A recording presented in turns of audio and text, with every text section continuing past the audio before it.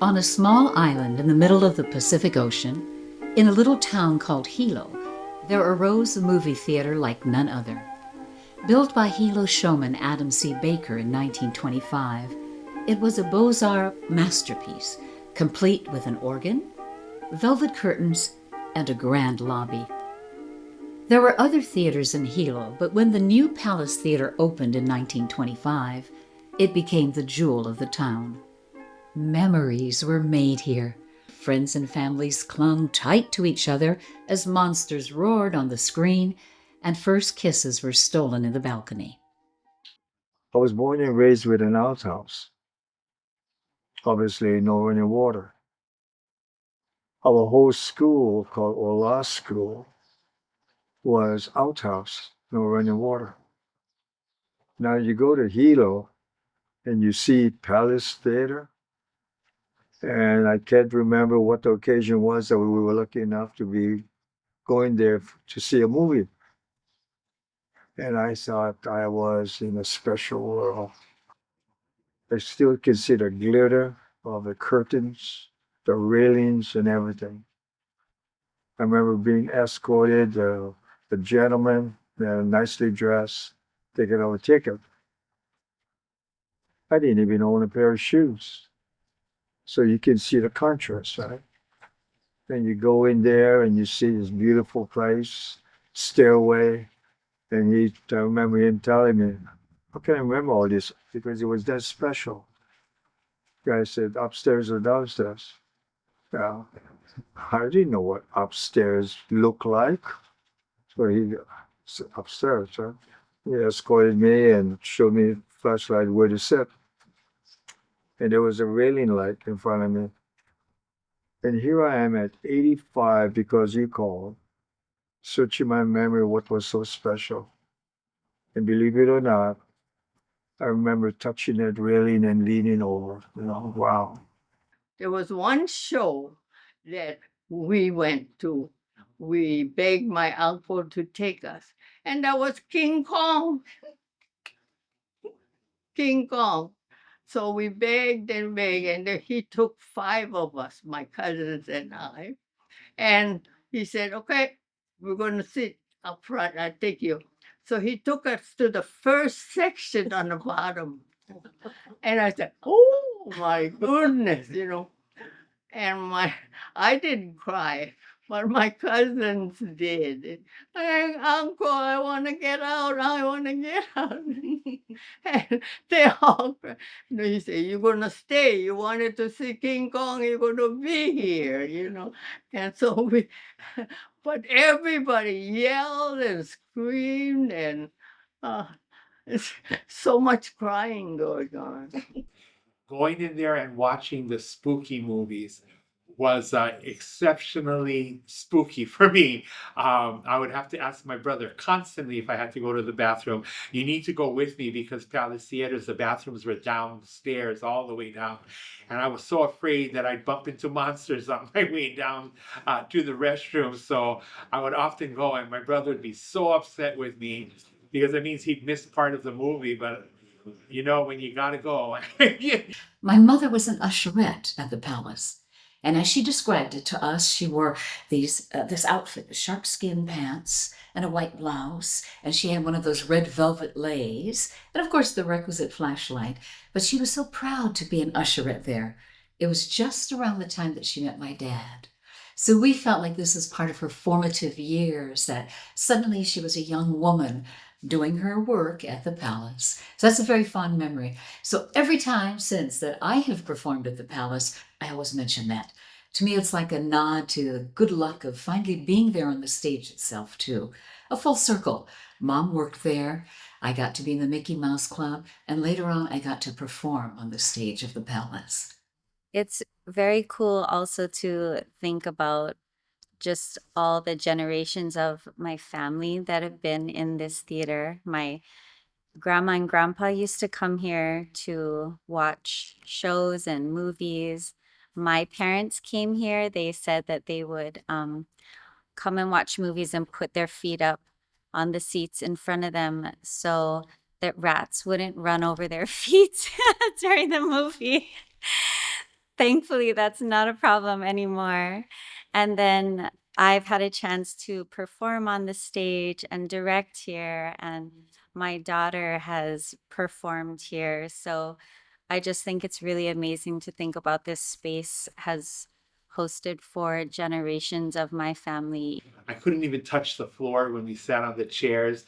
I love the chairs because they're the type that folded up. So if you weren't sitting in them, they would naturally just go up and flip up. And I just loved hopping on the chairs. It felt like it was a mini ride for me. The palace was bought by Consolidated Amusement Company in 1931, and they decided to host a kiddie matinee. It not only sold out the 700-seat theater, but 300 additional children were turned away. The Mickey Mouse Club began shortly thereafter. It continued for 24 years and will never be forgotten by those lucky enough to have attended. The most interesting one was the yo-yo contest. They would bring somebody from Honolulu who won the contest in Honolulu and have him demonstrate. And those who want to go up and show off their talent would go up to the stage. I think it was 12 at a time. And anybody brave enough to go up. I was one of the brave ones. But I had my seat in the middle section toward the top where I sat every single time, so it belonged to me. That was the sense I brought to it. And we had a wonderful time as a little collective of Hilo children visiting the Palace Theater. And we all sat there like good little kids, eating our treats we got from the concession and enjoying. No pilikia, no trouble with kids just being there. It was kind of like an honor, a privilege. We were glad that we were able to make that part of our Saturdays. Started to hear about this place later as a young boy, Palace Theater. There was just students, friends. I didn't know what they were talking about. That was in Hilo, and we rarely went to Hilo. And I'll tell you, to this day, I used to be so jealous, so envious about what you were talking about. It was Mickey Mouse Club. And I didn't even know what Mickey Mouse was. I was born and raised with no electricity, running water. No, obviously, television didn't hit Hawaii till the late 50s. But what was once shiny and new grew older, and there was a new kid in town. The newly constructed state-of-the-art Hilo Theater, also owned by Consolidated, was built on Kamehameha Avenue, and suddenly the palace was showing second-run films. The palace probably wouldn't have lasted as long as it did if the tsunami of 1960 hadn't destroyed the Hilo Theater. But fate saved the palace, and she survived to again reign as queen of the Hilo theaters. But Consolidated Amusement still had big plans for Hilo. Back in the early 1980s, I was in high school by then, and we got news that they were building this new theater. It was going to be called the Waikea Theaters, and there were going to be 3 theaters in one complex. And I was so excited. I had relatives that worked at the Palace Theater in the concession and in the ticket booth. So they were the ones that had informed me that the Palace was going to be closing soon and that they were going to move to this new theater. But for a small season, both theaters were actually in operation. And I remembered when they actually were about to close the Palace Theater, it really felt like a part of my life was over, a part of my fondness for the Palace kind of affected me in the sense that there was sadness in that, because I realized that a part of my history was going to change because of the closing of the theater. The palace closed her doors on July 20th, 1981, and sat abandoned and neglected for 9 years. But the people of Hilo were not ready to give her up. In 1990, the Downtown Improvement Association received funding from the state to purchase the building from Consolidated Amusement and to make the initial structural repairs. But promised additional funding from the state never arrived, and much more work was needed. Finally, in 1996, Hawaii County allocated $400,000 to complete the repairs that were required before the theater could reopen. To put up the risers, which was very heavy lifting, which was found to have termites and dry rot. They had to be removed. There's about 3 of them, I think, that had to be done. The Kulani prisoners came and did that job. And the people from Halenani, they got involved by way of preparing all of the chairs that we see that's in the used chairs from Kapilani Theater in Honolulu. The Halenani people came here with a flatbed truck, took them all back to Halenani, sanded it all down and repainted it and brought it back here. Parts of the ceiling and the lobby was falling down from dry rot and just age, and we had to tape that back up. And the big part of this whole building was that we had to restore it, and without much changes because this was a historic building. But even the county's allocation wasn't enough. The palace still needed another $50,000 to pass sanitation and fire inspections. Island residents made donations, laborers donated their skills, businesses donated materials, and through the hard work and generosity of the community, the theater was finally ready to open its doors again in 1998, just in time for the Hawaii International Film Festival. When they reopened the Palace Theater, I have already graduated from high school, but they had mentioned that they had refurbished the theater and that they were gonna, there was a benefit that was happening. And I wanted to buy tickets because I wanted to go and remember the theater as it was when I was growing up. And I remember the feeling I got of nostalgia walking in the theater, looking at the walls, looking at everything that was in there, the refurbished seats and everything. And the first thing I did was walk to the seats and jumped in them because I wanted to remember that feeling of how it was when I would walk in the theater and jump in them when I was a kid. The Friends of the Palace Theater was formed to support the restoration of the theater. But there was some irony in the fact that the palace was still legally owned by the Downtown Improvement Association. It seemed to me that the DIA actually wanted to step out of the responsibility for doing any of these things that needed to be done.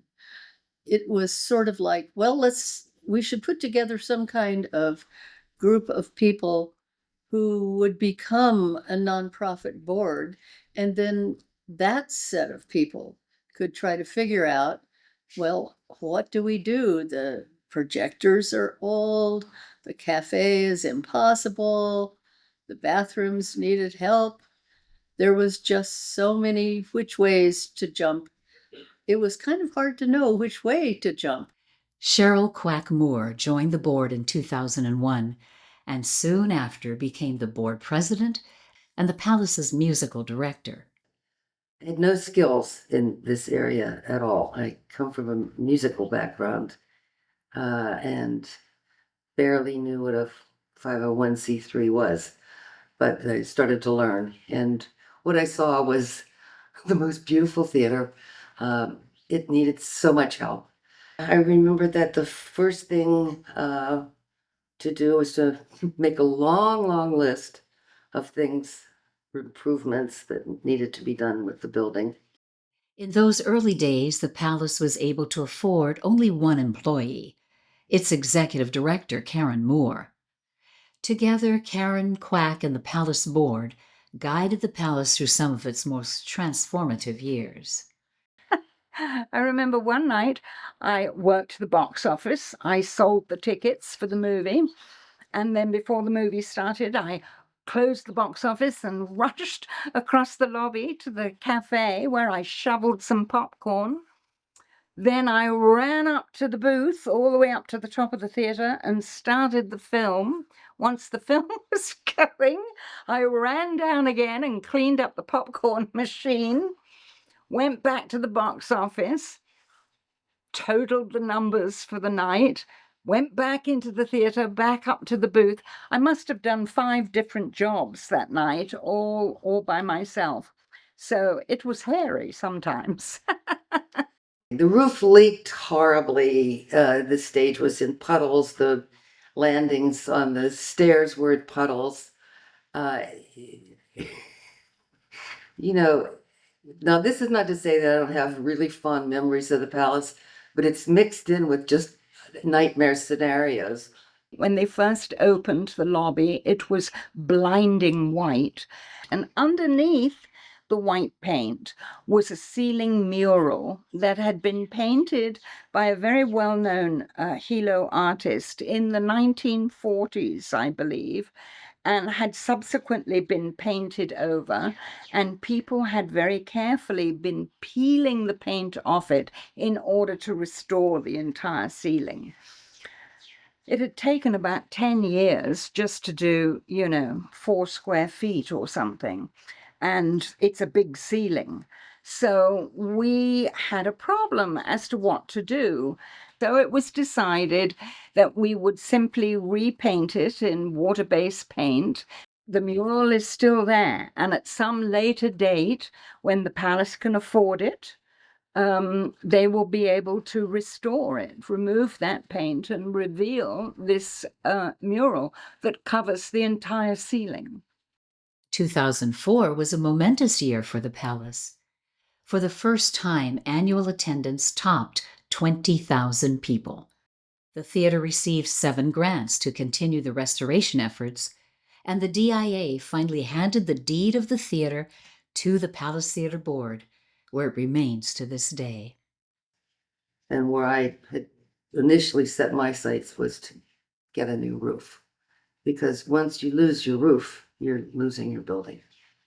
But to get to that roof, we had to go through a lot of other hurdles, redoing the electric, redoing the fire hoses and everything. We had a horrible flood. It was Memorial Day weekend, I think it was in 2006. And our fire department saved us. They came in and they pumped out all of the water. It was the sprinklers that had burst during the night and literally flooded everything. The thing that would save you was the thing that had almost ruined us. But we kept on going. And look where it is now. That roof finally went up. That was my last project to see through. But through all of the construction and with only brief closures, the palace managed to remain open, and the number of people coming to the theater continued to grow as the shows themselves became increasingly more ambitious and numerous. We always were challenged in 2 directions, not just the one. One was the ongoing restoration, and the other, of course, programming. We started to produce a musical every year, and it became a tradition at the palace to do a show, a live musical with a live orchestra. Quack would conduct and do the arrangement. She was always the musical director every year. These musicals are each and every one my favorite one I've ever done, and my fondest memories of all time. Every Wednesday, I think we did this for 7 or 8 years, was Hawaiian Alive, which was a cultural program in which Lele Hui Yuen was our cultural practitioner. With the revitalization of the Palace Theater, they wanted to include a weekly show to support having things for the people who were coming in on the ships to do, and also something that local people would like.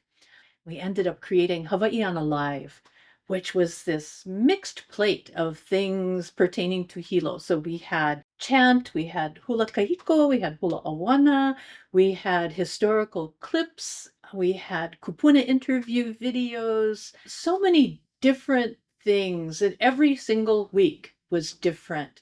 So it was quite a challenge, and I learned a lot because every week, as soon as we closed down one show for the day, I would come home and be researching for the next show because we always wanted to present something new and different. Having expanded the theater's programming, as well as completing the monumental task of overseeing construction of the palace's new roof, both Karen and Quack were ready to retire. 2015 was my last musical that I did, which was Mary Poppins. And also in January of 2015, I stepped down from the board because I was so lucky. Wendy Peskin stepped up and volunteered to take on that chair and keep all of these projects going.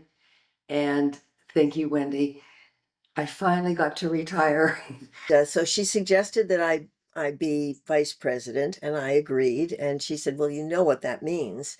That means that when I retire, you will be the president." And so it was a fait accompli. She retired shortly after that, and I was the president. And I've been the president ever since. It was really obvious that the building was in rather poor shape.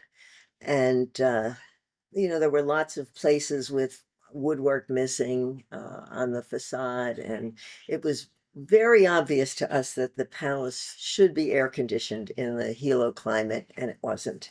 And so these began to be things that when I moved onto the board, I thought we ought to start pushing to do some of these big projects. If we were going to move to get air conditioning someday, the first thing we would need to do is put a photovoltaic system on the roof.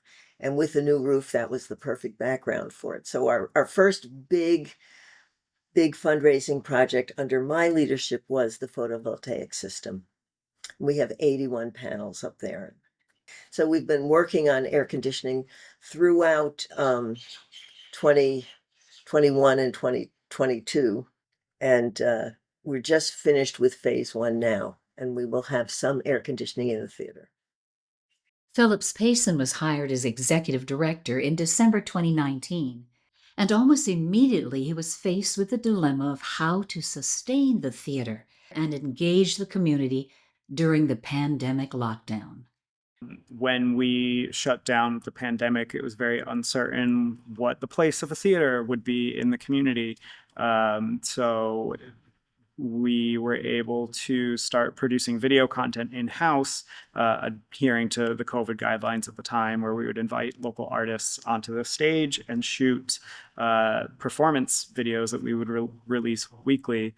And PBS took notice of the series called Live from the Empty Palace, and were able to broadcast that as a 13-episode primetime release throughout the past couple of years. But one of the moments that really kind of stuck with me is our opening night of Beauty and the Beast musical, which was a production that was slated to open March 2020, and the week of opening night got shut down because the whole country was shutting down.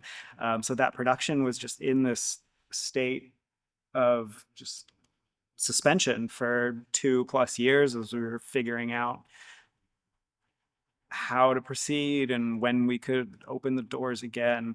And finally, in the summer of 2021, we were given the green light by the county to open the show at a restricted capacity and finally bring it to life. Seeing that performance finally come to life after so much time and so much stress and collective trauma around that time frame, it's unlike any other show we've ever opened. It's just like this collective, we've done it. And when pandemic restrictions were eventually lifted, people came rushing back to the theater, so excited to be able to gather again. And we've just been nonstop ever since. So as the Palace Theater moves into its second century, the people of Hilo have much to be proud of. The theater's facade and neon have been restored, solar batteries were recently installed, and crowds still pack the theater for films, concerts, and plays. And adding to the stories of the last 100 years, new memories are being born at the Palace Theater several nights a week. With his pants falling down. Oh, the dance, that's the dream of romance. Or the scene where the villain is mean. That's entertainment. The lights on the lady in tights. Or the guy with the bride by his side. Oh, the ball where she gives it her all. That's entertainment. It might be a plot simply teeming with sex. A gay divorcee who is after her ex. It could be Oedipus Rex, where a guy kills his father and runs up with his mother. The clerk that is thrown out of work. And the boss who is thrown for a loss. I'm the clerk who is dishing the dirt. The world is a stage. The stage is a world of entertainment.